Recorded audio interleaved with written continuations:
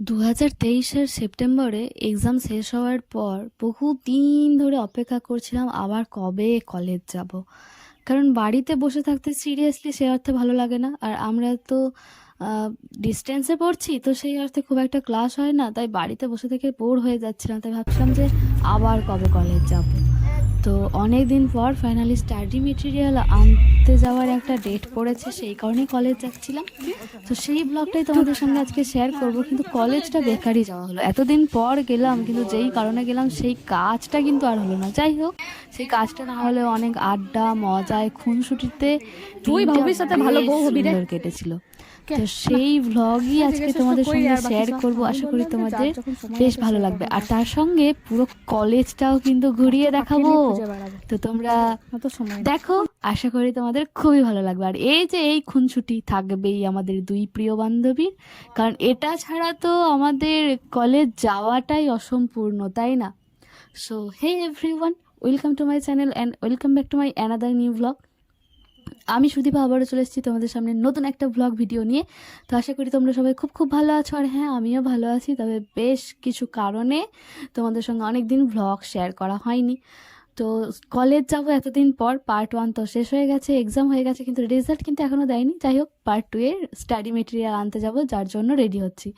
তো একটা blue jeans পরেছিলাম, সাদা একটা গেঞ্জি পরেছিলাম, তার উপরে ব্ল্যাক আর নানা রকমের কালারের কম্বিনেশনে একটা জ্যাকেট পরেছি। জ্যাকেটটা দুদিক দিয়েই পরা যায়, যেটা জ্যাকেটের ফিতেটা দেখলেই বুঝতে পারবে। ওপরের ফিতেটা সামনের দিকের সঙ্গে মানানসই, আর যেই কালারটা দেখতে পাচ্ছ সেটা উল্টো দিকে কালারটা আছে। তো এই আর কি, চুলটা বেঁধে নিয়ে একটা টিপ পরে একটু লিপ বাম লাগিয়ে নিচ্ছিলাম। তারপরে এই জিনিসটা হচ্ছে সিএমডি ভেস্টিজের একটা অসাধারণ প্রোডাক্ট। ভেস্টিজ অবভিয়াসলি একটা নেটওয়ার্ক মার্কেটিং বলা যেতে পারে। তো এই হেলথ সাপ্লিমেন্টটা ভীষণই সুন্দর, যেটা 1 লিটার জলের সাথে 7 ফোঁটা নিয়ে খেতে হয়। তাতে হেলথটা সত্যিই খুব ভালো থাকে, জলটা পিউরিফাই হয়ে যায়। যাদের পেটের সমস্যা আছে বা যেখানে জল খুব একটা ভালো নেই, সেই সমস্ত মানুষগুলো এটা ব্যবহার করতে পারো। সিরিয়াসলি এটা খেলে পরে শরীর খুবই ভালো থাকবে, যেটা আমি মোটামুটি খাওয়ার পর সেই রেজাল্টটাতে বুঝতে পেরেছি। অনেক দিন আগেই খেয়েছিলাম, তাও বলছি। তো হ্যাঁ, আগেই বলে রাখি, দিনটা ছিল 7ই মার্চ, মানে আজ থেকে বেশ কয়েকদিন আগে, প্রায় কি 1 মাসেরও বেশি আগে দিনটা ছিল।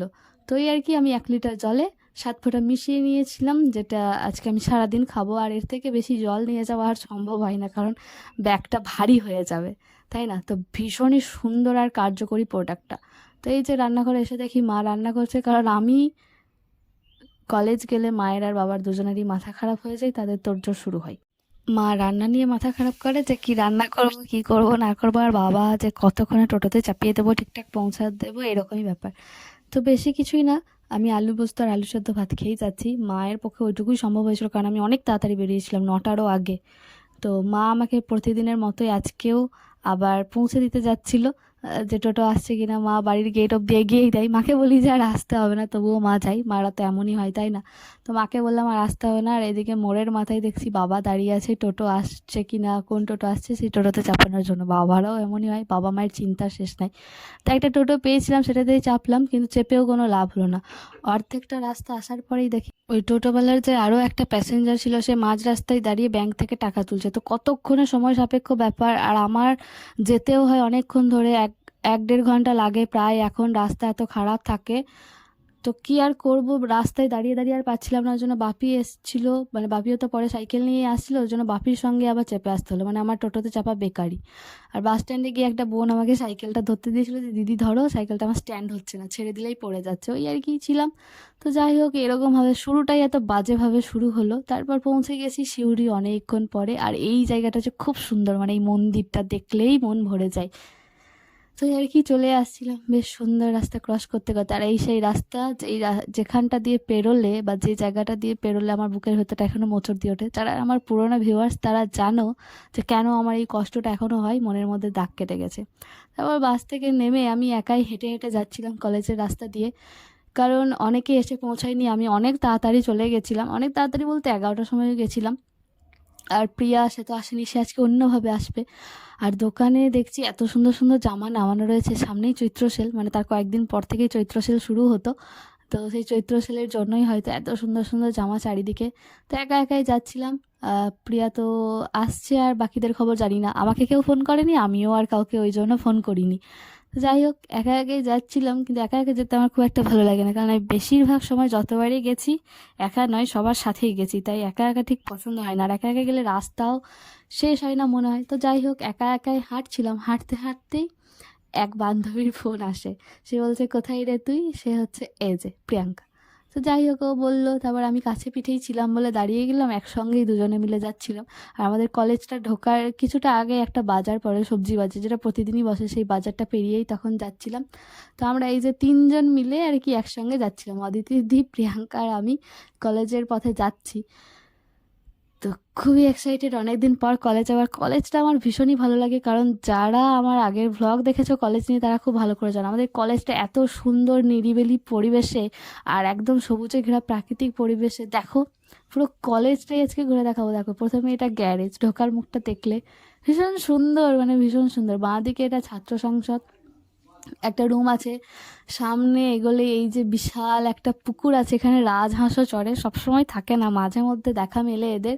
আর প্রচুর গাছপালা, আর বিশাল এরিয়া জুড়ে, যার জন্য আমার ভীষণ ভালো লাগে, মানে ভীষণ, মানে ভীষণই ভালো লাগে। ওই দিকের ওই যে ডান দিকে যে বিল্ডিংগুলো দেখছো, অতটাও কাজকর্ম হয় না। তারপরে এই যে যেই কাজের জন্য আসা, যে স্টাডি মেটেরিয়াল, সেটা নিতেই অফিস রুমের ভেতরে ঢুকেছি।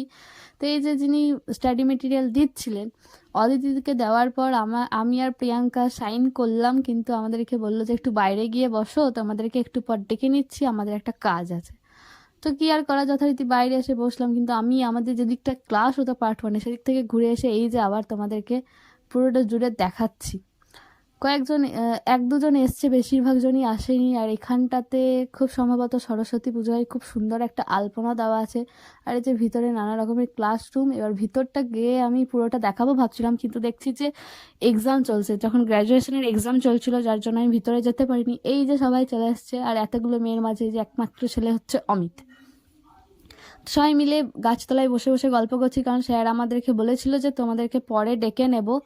কিন্তু আমরা সেই বসে আছি তো বসেই আছি, কি আর বলবো, মানে কপালটাই এরকম। তারপরে প্রিয়া চলে আসার পর, ওই গল্প সল্প করতে করতে প্রিয়া চলে আসার পর, চলো এই মঞ্চ থেকে পুরো কলেজটা তোমাদেরকে ঘুরিয়ে দেখি। কি সুন্দর না, জাস্ট অসাধারণ সুন্দর। আর এরকম জায়গা আমার ভীষণই ভালো লাগে, চারিপাশ জুড়ে কি সুন্দর।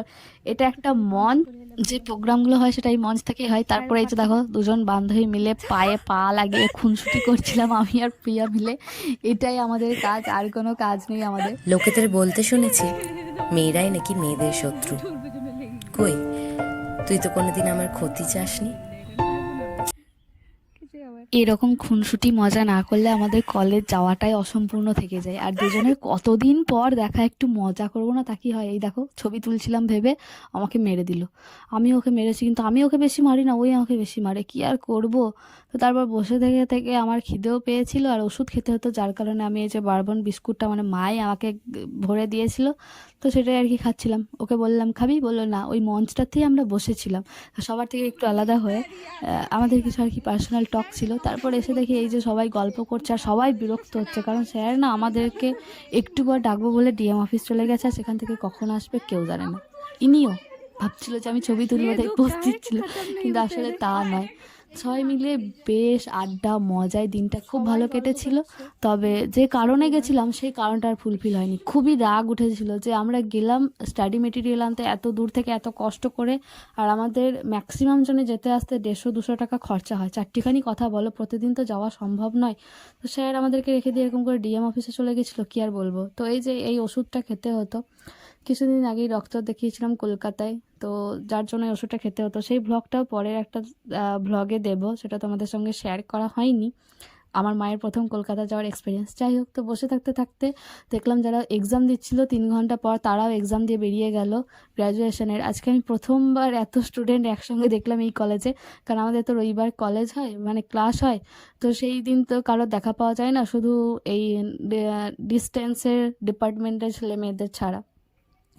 যাই হোক, তারপর বোর হয়ে বিরক্ত হয়ে আড়াইটা বাজে তখন, 2:30 তখন আমরা সবাই ফাইনালি বেরিয়ে গেলাম। অপেক্ষা করছিলাম যে স্যার আসবে, এরকমভাবে আমাদের সঙ্গে না করলেই পারতো। যেই কারণে কলেজ গেলাম এত এক্সাইটেড হয়ে, সেই কারণটাই আমাদের বিরক্ত হয়ে মন খারাপ হয়ে গেল। কিন্তু যাই হোক, ওইটাকে ঠিকঠাক করার জন্য আমি বেসিক্যালি গল্প সল্প শুরু করেছিলাম, নানা রকমের কথাবার্তা হচ্ছিল। যাই হোক, সেগুলো ক্যাপচার করতে পারিনি, সেগুলো ক্যাপচার করার অত সময়ও হয়নি, আর ক্যাপচার করতে গেলে মজা করা হবে না। যাই হোক, কী আর করবো, তো গল্প সল্প করে অনেকক্ষণ অপেক্ষা করার পর আমরা সবাই বেরিয়ে গেলাম, কারণ আর বসে থাকার মতো ইচ্ছে বা কোনো কিছুই ছিল না। স্যারের তো আসার ঠিকই ছিল না, কিন্তু আমাদেরকে এরকমভাবে ডেট না দিলেই পারতো। খুব বিরক্ত লেগেছে, যে কারণে গেলাম সেই কারণটাই আর মানে হলো না সম্পূর্ণ। তারপর সবাই বেরিয়ে যাচ্ছিলাম, সবাই হেঁটে হেঁটে একসঙ্গে যাচ্ছিলাম। এই যে আসার সময় এই যে একসঙ্গে, যাওয়ার সময় কিন্তু একসঙ্গেই যাই। তো যাই হোক, পরের দিন যেহেতু শিবরাত্রি ছিল, তাই জন্য আমি একটা দোকানে গেছিলাম ব্লাউজ কিনতে, শাড়ির সঙ্গে পরবো বলে, নতুন ব্লাউজ। তো তারপরে ব্লাউজ কিনে টিনে নিয়ে সবাই যে যার পথে রওনা দিয়েছে, আমিও বাসে চেপে পড়েছি। ফাইনালি একটা উইন্ডো সিট পেয়েছি, এটাই অনেক ভালো, কারণ হাওয়া খেতে নিজের সুবিধা মতো যেতে পারবো। পাশে আরও দুজন বসেছিল, ব্যাগ রাখা রয়েছে তাদের। তো যাই হোক, এবার বাসটা ছাড়লে শান্তি পায়, কারণ এতটাই গরম লাগছিল আর এত বিরক্ত লাগছিল, আর ভালো লাগছিল না। আর খিদেও পেয়েছিল প্রচণ্ড, কখন সেই খেয়েছি। আর একটা কারণে গেলাম এক ভেবে, আর এক কারণ হলো, তাই জন্য আর ভালো লাগেনি, বিরক্তিকর। তো এই যে বাসও ছুটছে ঝড়ের গতিতে বলা যেতে পারে, ট্যাটু ঘোড়ার মতো, আর আমিও বাড়ির দিকে অগ্রসর হচ্ছি আরও। তো চলো, যেতে যেতে আজকের ভিডিওটা এখানেই এন্ড করি। ভালো লাগলে অবশ্যই লাইক করো, কমেন্ট করো, তোমাদের কমেন্টটা খুবই জরুরি। আর যারা নতুন আছো তারা অবশ্যই আমার চ্যানেলটাকে সাবস্ক্রাইব করে দিও। আশা করি তোমাদের এই ব্লগটা খুব ভালো লেগেছে। সাথে থেকো, পাশে থেকো, আবারও নতুন ব্লগ নিয়ে খুব তাড়াতাড়ি হাজির হব। দেখা হবে নতুন কোনো ভিডিওতে। আর যারা নতুন রয়েছো, প্লিজ আমার চ্যানেলটিকে সাবস্ক্রাইব করে আমার পাশে থেকো। আর চলো, দেখা হবে পরের কোনো ভিডিওতে। ততক্ষণ সবাই ভালো থেকো, সুস্থ থেকো, টাটা, রাধে রাধে।